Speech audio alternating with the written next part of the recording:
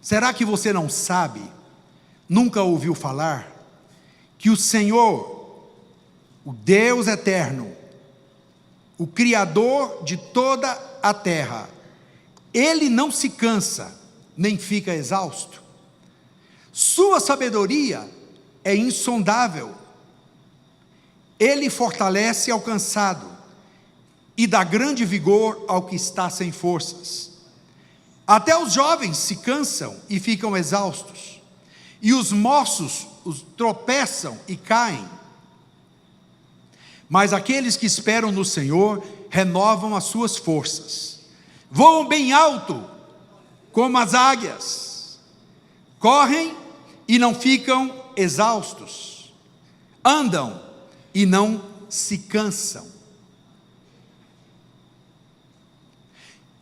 Queridos, o problema número 1 desta geração chama-se cansaço. Nós temos uma geração de jovens cansados, esgotados. O nosso problema hoje não é falta de recursos. Nós temos hoje tantos recursos à nossa disposição, seja rico, seja pobre. Você vai na casa de uma pessoa lá na favela, ela tem um celular,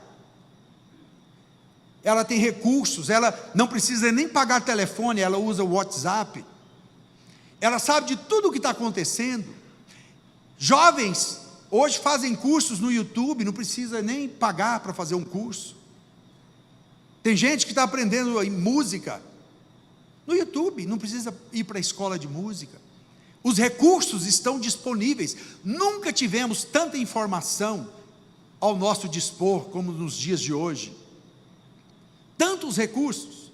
Me lembro quando eu fui desenhista, há muitos anos atrás, quando eu era ainda adolescente, entrando já na fase adulta, eu era desenhista de arquitetura. Era desenhista de tudo, arquitetura, estrutura, elétricos, hidrossanitário, estradas.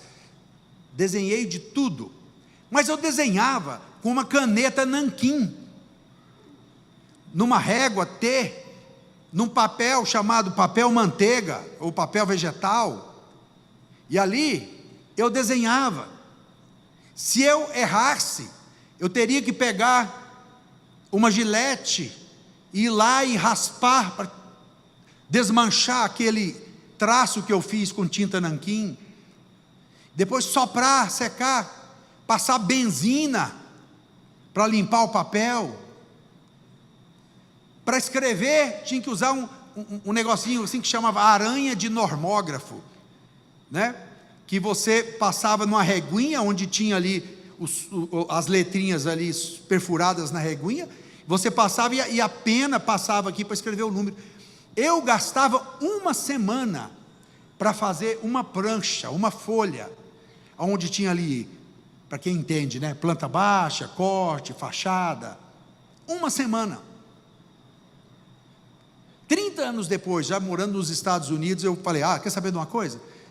Eu sou um engenheiro que não sabe usar AutoCAD, vou fazer o curso de AutoCAD. Fiz o curso de AutoCAD, e queridos, em 1 hora, hoje eu faço aquilo que eu fazia em 1 semana, porque é tudo no computador.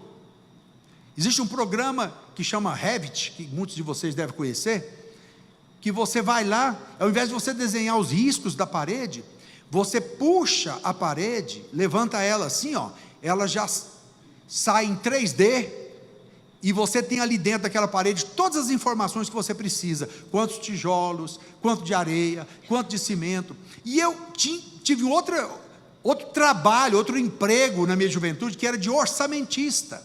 Eu tinha que pegar minha reguinha e tinha que medir tudo na planta, para poder chegar às quantidades, e eu tinha que ligar para as lojas, pegar 3 preços, fazer 3 cotações, para poder fazer um orçamento, para passar para o meu chefe.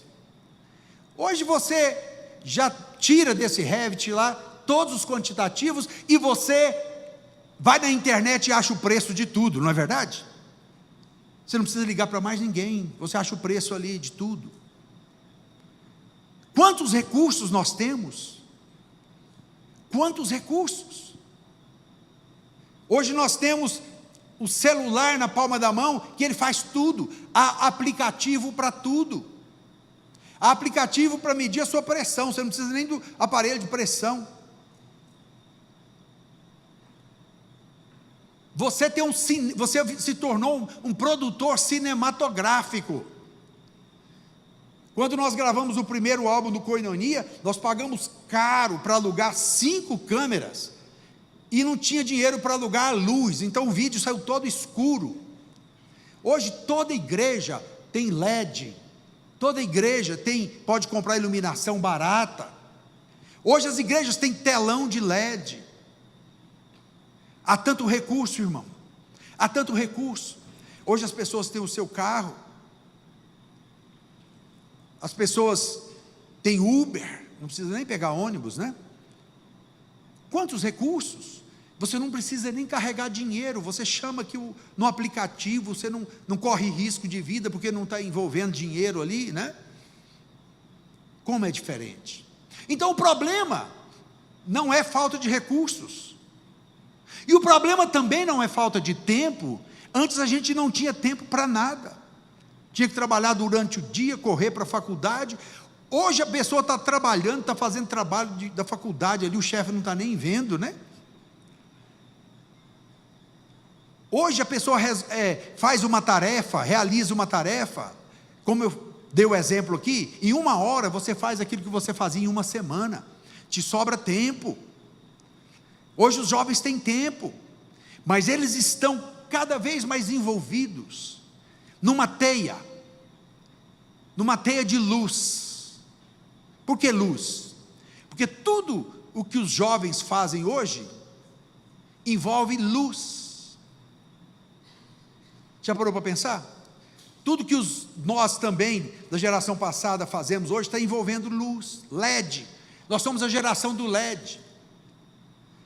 Você tem luz no telefone, você não consegue nem dormir, você não consegue ter sono reparador, porque você fica ali scrolling, né? Rolando a tela, até pegar no sono. Não vai pegar. Você não vai ter sono reparador rolando a tela na hora de dormir, assistindo série. Você não sabe, meu querido. O maior sonho meu de infância era que o meu pai mandasse arrumar a televisão lá de casa, porque quando queimava, não tinha dinheiro para arrumar, e nós passávamos meses sem assistir televisão. Por isso tirávamos notas boas, né? E nós prosperamos na escola, porque não tinha tal da televisão para atrapalhar. Não sou contra a tecnologia, sou a favor da tecnologia, sou uma pessoa da tecnologia, meus filhos são pessoas de tecnologia, mas nós vemos hoje uma geração que está se cansando de tanta luz. Eu costumo dizer que isso é obra do anjo da luz, cujo nome é mais conhecido como Lúcifer, que está colocando luz e LED em todo lugar. Na igreja, telão de LED, na televisão, em casa, televisão. Cansei do celular, vou trabalhar um pouco no computador, LED. Cansei de trabalhar, vou então sentar com a minha esposa para ter um momento relax, vamos assistir uma série, LED. Não tem mais relógio daqueles que escuta tic-tac, tic-tac, ok, LED, não é? Tudo é LED, tudo é luz na cara, luz no rosto. E agora, a gente não consegue mais assistir um vídeo de 30 minutos. Eu assistia de 1 hora, palavra de 1 hora, pregação de 1 hora. Agora, meus filhos falam: pai, suas mensagens têm que ser agora de 3 minutos, de 5 minutos, senão ninguém vai parar para ouvir a sua mensagem. Já pensou, pastor? Não é? Não fala para você? Falei, mas eu não vou falar nada, vou terminar minha vida, eu vou falar muito pouco. 3 minutos, 4 minutos, né?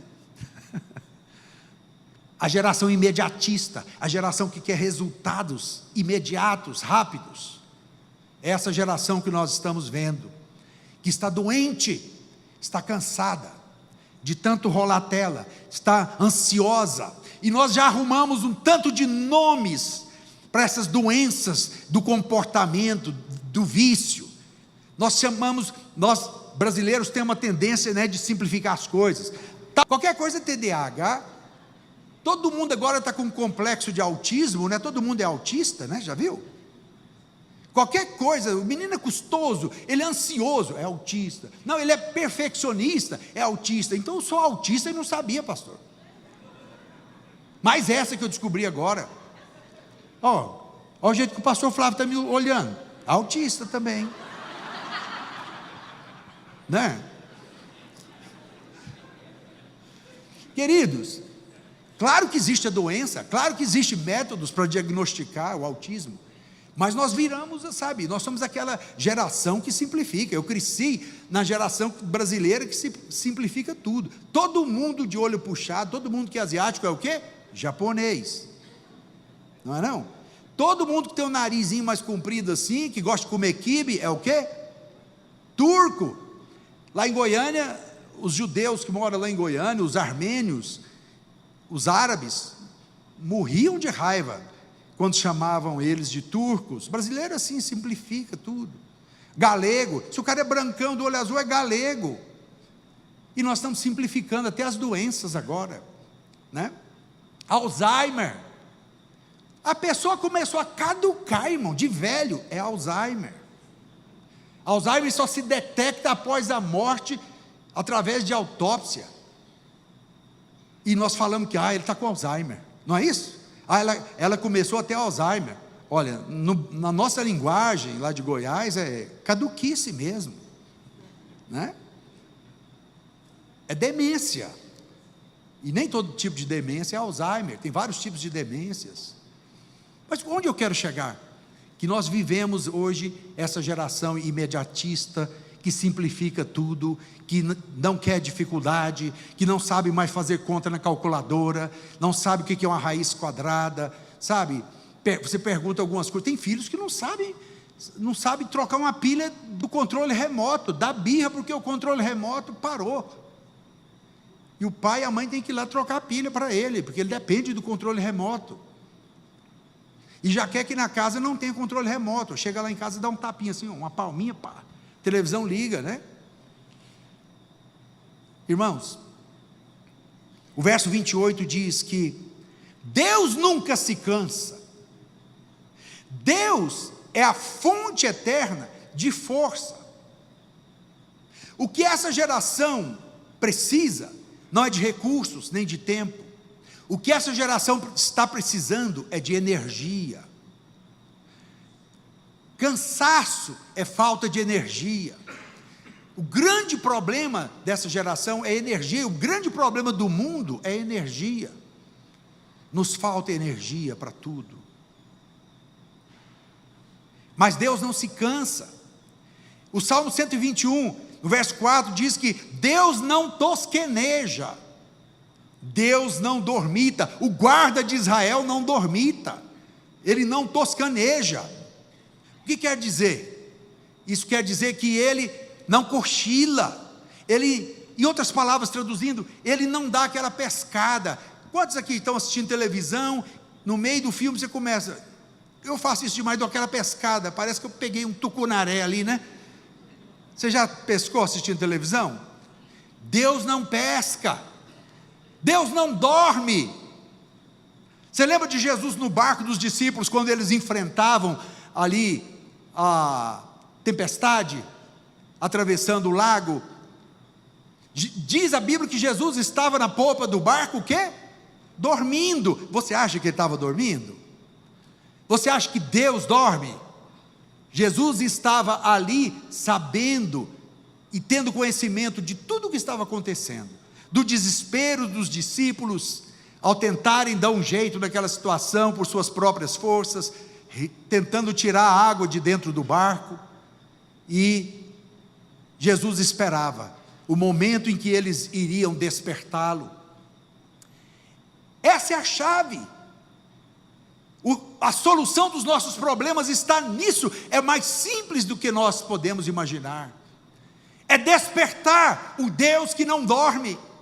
É despertar quem não está dormindo. Mas nós queremos despertar quem está dormindo. Nós queremos ajuda de alguém que vai nos socorrer financeiramente na terra, nós queremos ajuda da justiça, do juiz, não é isso? Nós queremos despertar quem está dormindo, mas Deus, que não está dormindo, quer ser despertado por nós. Amém? Ele está ali na popa do barco, ele não dorme.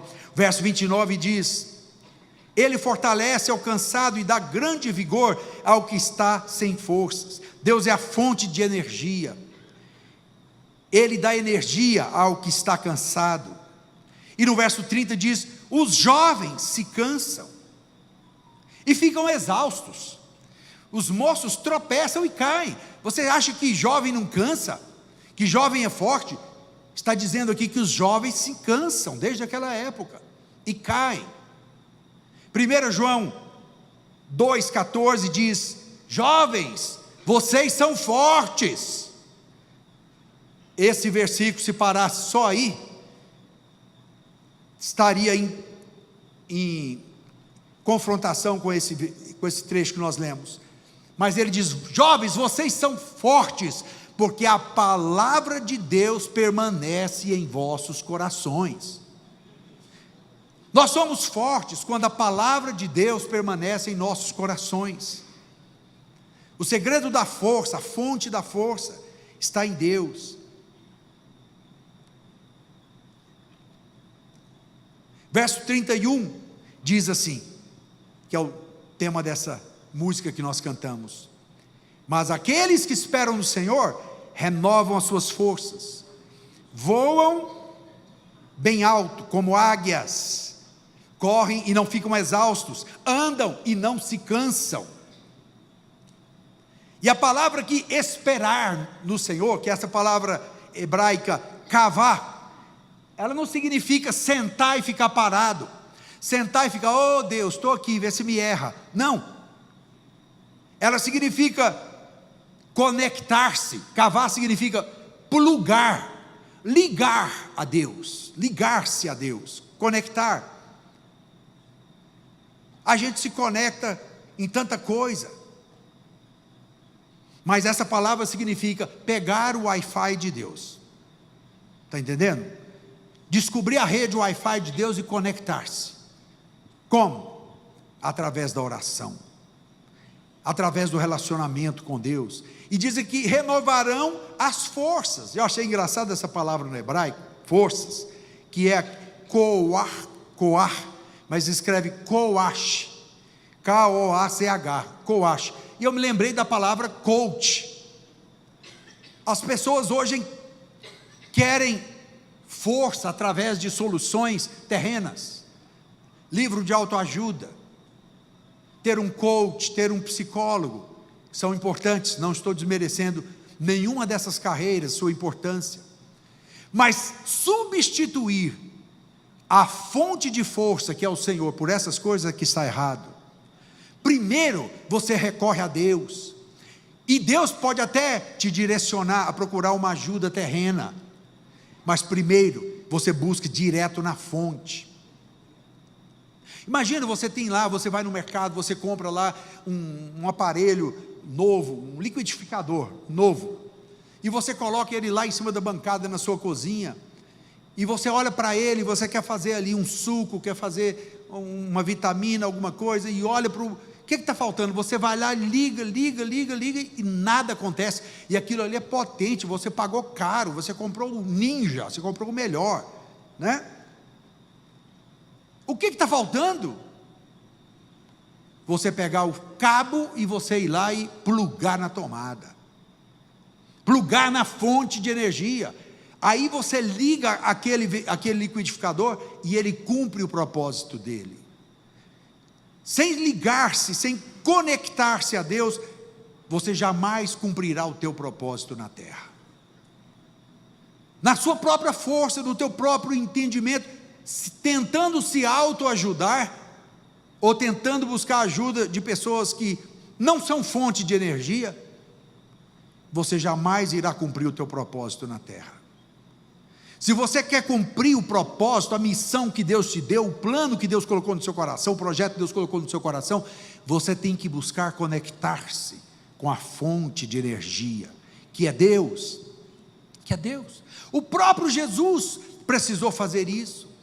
Quando ele mais precisou de força, quando ele ia enfrentar a cruz, todo o sofrimento, tudo que ele já sabia que ele passaria, e nós estamos aqui às portas da Semana Santa, vamos rememorar tudo isso, naquela quinta-feira santa, né, que é o dia que tradicionalmente comemoramos, esse dia em que Jesus vai para o Getsêmani, vai ali para o Monte das Oliveiras, e ele está lá, orando e pedindo: Senhor, eu preciso de forças para enfrentar isso. E a Bíblia diz que Jesus orou com tanta força, tanta intensidade, buscou a Deus, que começou a sair gotas de sangue do seu rosto. Tamanha intensidade de oração.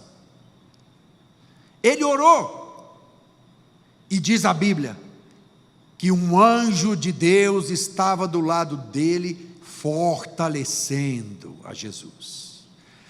Se você orar com toda intensidade: Senhor, eu preciso de força para enfrentar isso essa semana, eu preciso de força para passar por isso, você vai orar, e Deus vai enviar um anjo do seu lado, e aquele anjo vai te fortalecer, como fortaleceu a Jesus. Porque aqueles que eram para fazer isso e ajudar Jesus, que eram os discípulos, não oraram, e eles não oraram, o que aconteceu? Caíram em depressão, e foram dormir. Quando eu enfrento os meus problemas sem energia, o que acontece? Eu vou dormir. Eu não sei você, mas eu sou assim, irmão. Quando eu estou muito cansado, eu dou um jeito de dormir, nem que seja 15 minutos, para recuperar a energia, para pensar melhor. O nosso cérebro funciona assim. Nós precisamos de descanso para dar energia. Eu me lembro quando eu recebi a notícia do câncer pela segunda vez, eu pensei que eu estava livre, irmãos. Eu pensei que isso não iria acontecer comigo. A primeira vez que eu tive câncer, eu cheguei para o médico e falei: eu estava tão encucado: Deus, por que eu?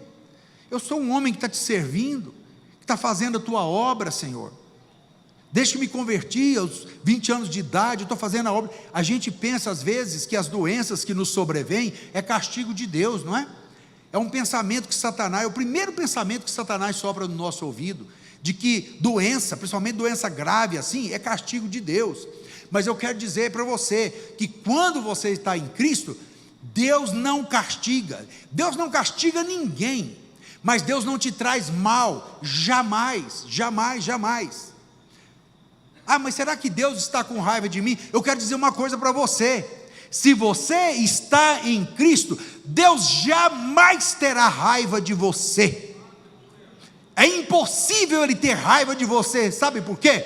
Porque todas as vezes que Ele olha para você, Ele não olha para você, Ele não olha para a sua imperfeição, Ele não olha para os pecados que você cometeu, acabou de cometer, Ele olha para a perfeição do seu Filho que está em você. Ele vai olhar para o seu Filho que está em você. Só tem um jeito de Deus ficar com raiva de você e de você atrair a ira de Deus: é você não estando mais em Cristo. Se você deixar de estar em Cristo, você vai atrair sim a ira. O mundo está atraindo a ira de Deus, mas se você está em Cristo, Deus não tem raiva de você. Mas você precisa entender uma coisa: desde que o pecado entrou no mundo, lá com Eva, a terra foi amaldiçoada por causa do homem. Isso quer dizer que não só o planeta Terra, mas todo o sistema, a lua, as correntes, tudo, as correntes marítimas, o magnetismo, tudo foi alterado. O universo foi alterado por causa do pecado do homem. E nós vivemos num planeta falido, deteriorado, cada vez morrendo mais, morrendo aos poucos. E quando eu tive o câncer pela primeira vez, eu cheguei para o médico, porque eu queria muito saber a causa daquilo. E eu pensava: não, eu nunca fumei, eu nunca bebi, nunca fui, não fui um alcoólatra, alguém que bebia. Qual foi o problema? Estou sempre servindo a Deus. Cheguei para o médico e falei: qual é a causa dessa doença é alimentação? Ele, não. É o que? É hereditário? Não. O tipo de câncer que você teve é raríssimo e ele é randômico, ou seja, aleatório. E ele diz: você foi escolhido no universo para ter esse câncer. Eu falei: Deus, vê se pode, Deus. Eu?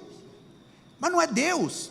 É porque existe um movimento no universo aleatório, onde quando você se alinhar no tempo e no espaço com aquele momento, você vai desenvolver determinada enfermidade.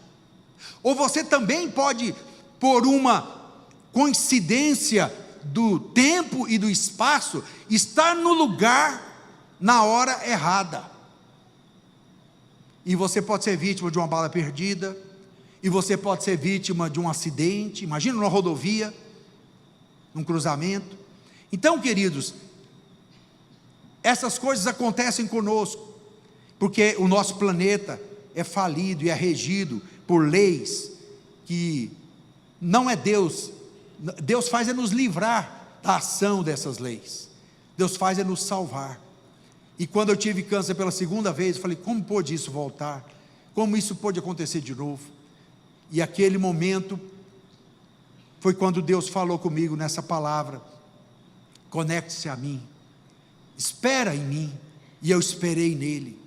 E a gente precisa de forças para muitas coisas, e uma das coisas que nós precisamos força é para esperar Deus agir, para esperar o tempo de Deus. Como é difícil esperar. A palavra de Deus diz: esperei confiantemente no Senhor. Jó, ele perdeu tudo em menos de 24 horas, perdeu os filhos, perdeu a riqueza, perdeu a saúde, e ele teve que esperar, até que Deus restaurasse a sua saúde. Foram 40 capítulos do livro de Jó, até que tudo fosse restaurado na vida dele.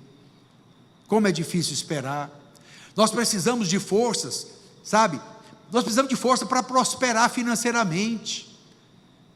A palavra de Deus diz que Deus é quem dá força para adquirir riqueza. Eu fico rindo quando eu escuto pessoas dizendo: para ficar rico eu faço pacto até com o diabo. Mas o diabo não tem força, nem poder, nem energia nenhuma para fazer ninguém neste planeta prosperar ou enriquecer. O único que pode fazer uma pessoa adquirir riquezas, prosperar, é Deus. Davi disse: riquezas e glórias vêm de ti, contigo está o engrandecer e o dar força para adquirir riquezas. É Deus que nos fortalece para adquirir riqueza. É Deus que nos fortalece para passar, sabe, pela tempestade, pelo vale. Ele nunca disse: eu vou te tirar daí desse vale. Mas o salmista no Salmo 23 diz: ainda que eu ande pelo vale da sombra da morte, tu estarás comigo. Ali não fala: o Senhor vai me tirar do vale. Ainda que eu passe pela tempestade, o Senhor me tira de lá. Não. Com Jesus você atravessa a tempestade e chega do outro lado, com autoridade. Ele quer te fazer vencer nessa tempestade. Não é te tirar dela, mas é fazer você vencê-la. E Ele estava comigo quando eu passei pelo vale da sombra da morte. Porque quando você tem uma doença dessa, é a sombra da morte.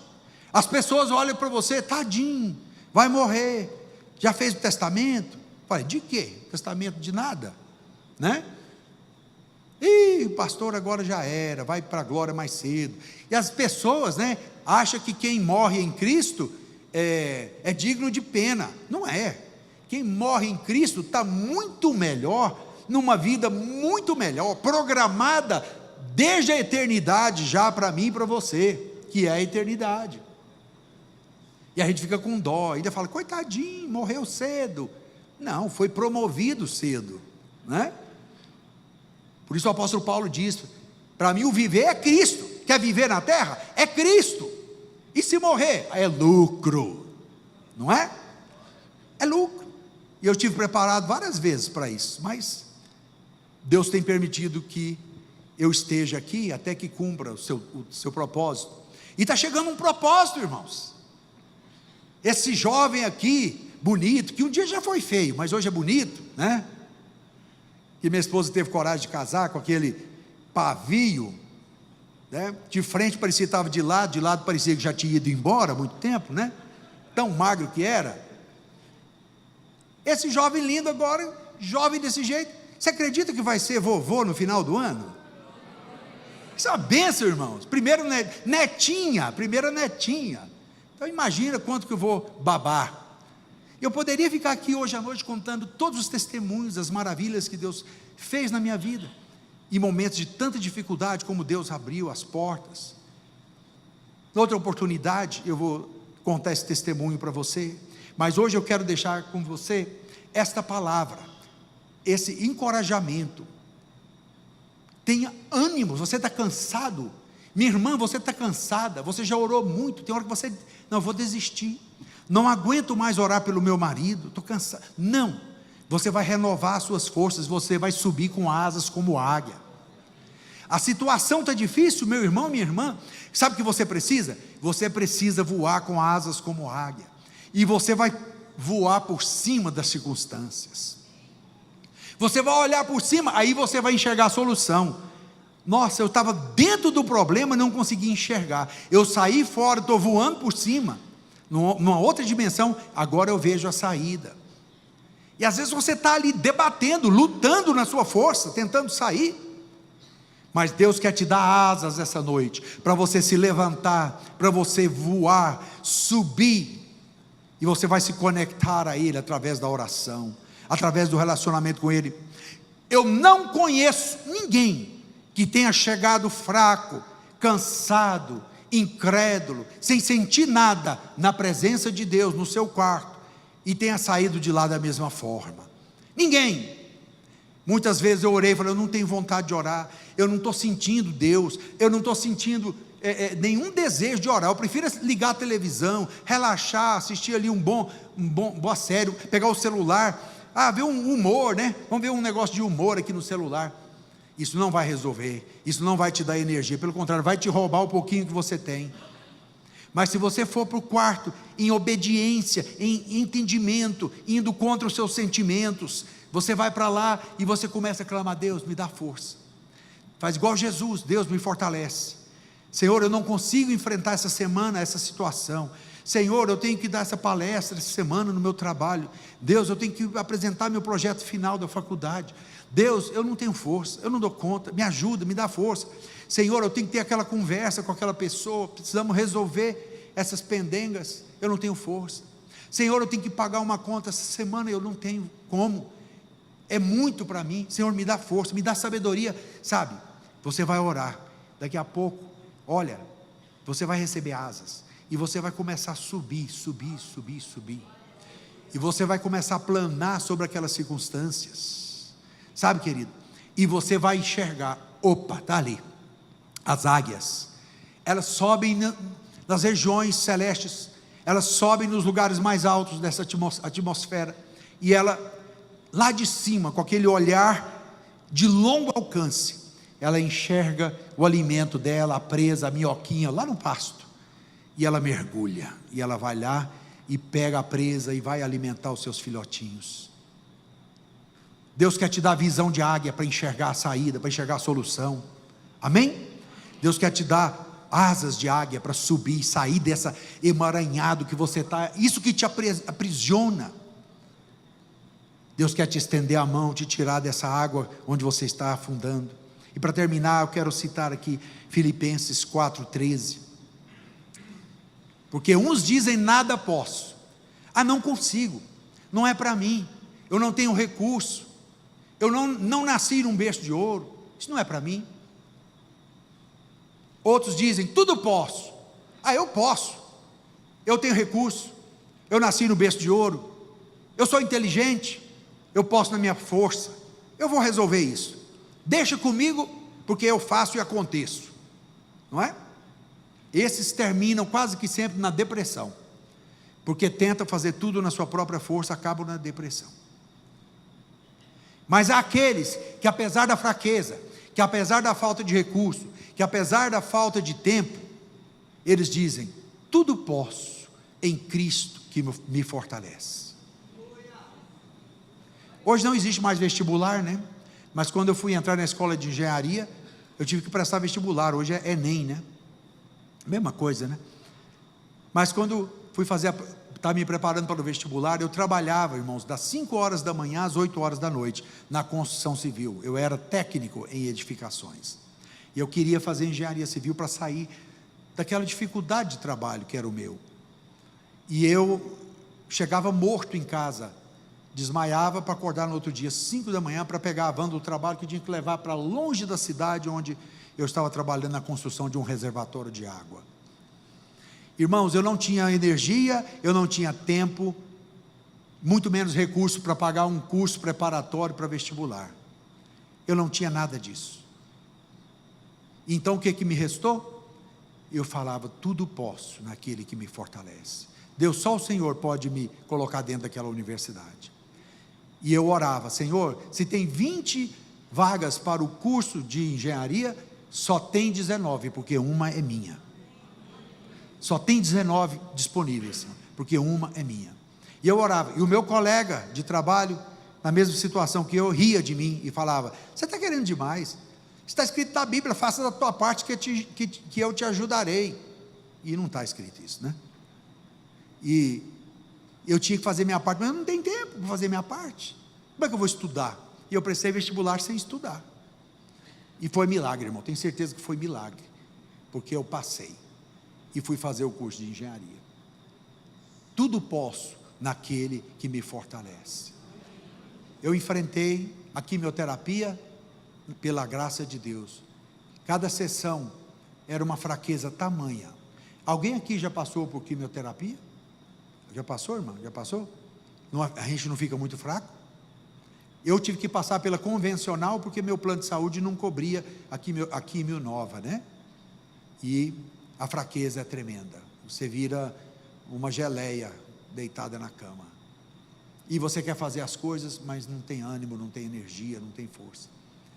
Mas passei, enfrentei o processo pela graça de Deus, porque nós enfrentamos a doença, enfrentamos o desemprego, enfrentamos a escassez, enfrentamos, que mais? A tristeza, a depressão, enfrentamos a beira do divórcio, né? Nós enfrentamos às vezes um vício, enfrentamos uma situação qualquer, porque nós podemos enfrentar e vencer em Cristo que nos fortalece.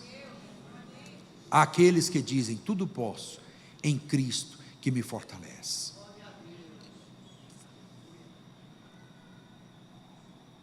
Você crê nisso? Você crê que essa noite Deus pode trazer força na sua vida? Eu sei que o tempo está bem avançado, tem que passar para o pastor Flávio, né? Mas dá para cantar mais uma música ainda, pastor? Vamos cantar mais uma canção aqui? Mesmo que às vezes tenhas que passar por aflições, saibas que eu venci o mundo, e assim como eu te fiz vencedor, se no vale tu passares, junto a ti eu estarei. E se no deserto andares, tua sombra eu serei. Seja no calor do dia, ou se a noite fria está, não temas, filho meu, minha mão te guardará. Com amor eterno eu te amei, meu poder eterno eu te entreguei, te dei a minha vida. Com benignidade eu te atraí, com meu próprio sangue eu te remi, chamei-te pelo nome, tu és meu.